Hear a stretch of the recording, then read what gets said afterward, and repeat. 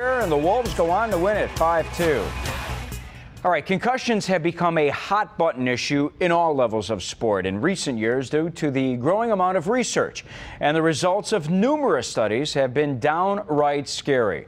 A form of degenerative brain damage has been found, listen to this, in more than 50 deceased former athletes, including more than a dozen NFL and college players. Carrie Sayers tells us how a couple of local athletes are trying to help research efforts and raise concussion awareness. CTE, 3 small letters that can have a huge impact on professional athletes. Chronic traumatic encephalopathy is a degenerative brain disease whose only known cause is repeated brain trauma. It can result in erratic behavior, depression, memory impairment, even full-blown dementia.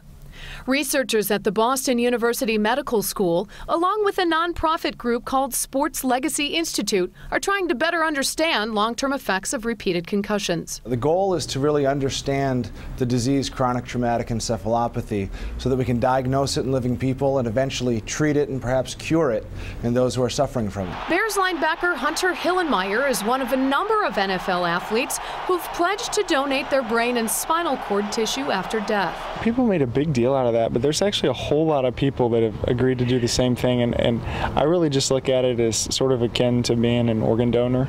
You know, I'm not going to need it. I'll be done with it. Anything you can do to help out. You know, they need more brains to study, and if that leads to saving somebody's life down the road, that's great. That's a sentiment shared by Noah Welch, a defenseman for the Chicago Wolves. He was the first hockey player to join the study after meeting fellow Harvard grad Chris Nowinski at a dinner function. But the issue was one he was familiar with from watching one of his childhood idols, former Patriots linebacker Ted Johnson. He's really struggled with concussions and post-concussion syndrome, and it's really taken a toll on him and his personal life and his family life. That kind of hit home with me, you know, there's life after hockey. Welch's decision to donate his brain to research wasn't based solely on the Harvard connection or the plight of his Patriots idol. He, like Hillenmeyer, has had firsthand experience with concussions and what can happen when they're not handled properly. I got a concussion when I was in Wilkes-Barre, which is Pittsburgh's minor league team. I got traded to Florida. It was a pretty big trade, and they said as soon as you're ready to go, I mean, we're going to call you right up. I came back too soon. It wasn't I came back playing, but I started exercising too soon. I exerted myself too soon.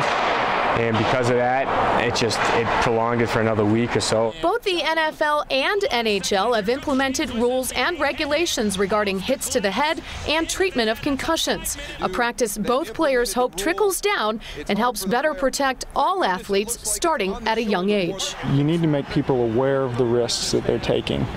You need to make sure that the game is as safe as it can be and that people are as aware of how to treat them and as comfortable as they can be in feeling like they can report when they do have symptoms. We have to be far more aware of what we do to our kids, especially the youngest kids, and really upgrade our standards and start to realize that these kids have one brain for the rest of their life, and we can't let it become damaged by playing sports. For the final word, I'm Carrie Sayers. Thanks, Carrie.